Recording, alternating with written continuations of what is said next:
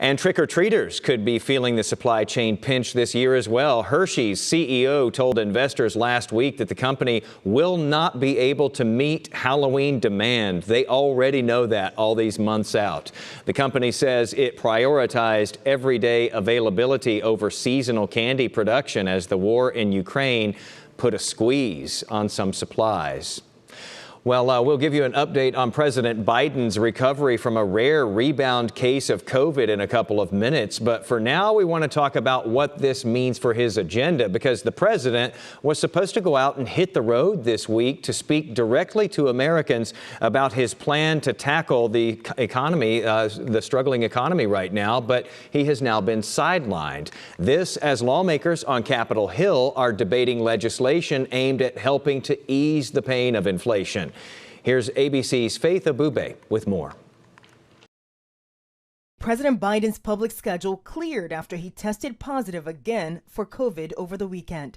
Feeling fine, everything's good. Biden sidelined as Democrats move closer to passing a negotiated version of the president's core agenda this week.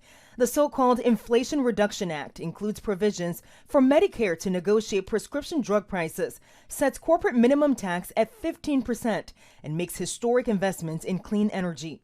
Senator Joe Manchin, whose surprise deal with Senate Majority Leader Chuck Schumer revived the legislation, telling ABC News the bill is about investing in America. This is all about fighting inflation and the high cost of energy and any and everything else you want to do in life. Is taking a tremendous toll. Republicans, however, skeptical about what the major legislation could do. GOP Senator Pat Toomey on CNN calling the bill a disaster. It's going to make inflation worse. It's not going to do any good. Concerns about the economy growing following last week's grim federal report, which shows for a second quarter in a row, U.S. gross domestic product dropped.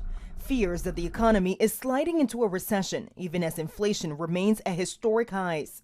It's very concerning. It's not just a few categories. It's spreading out more broadly across the economy. Neil Kashari, president of the Minneapolis Federal Reserve, telling CBS even rising wages are not keeping up. The Federal Reserve has more work to do to bring inflation down, to bring the economy into balance.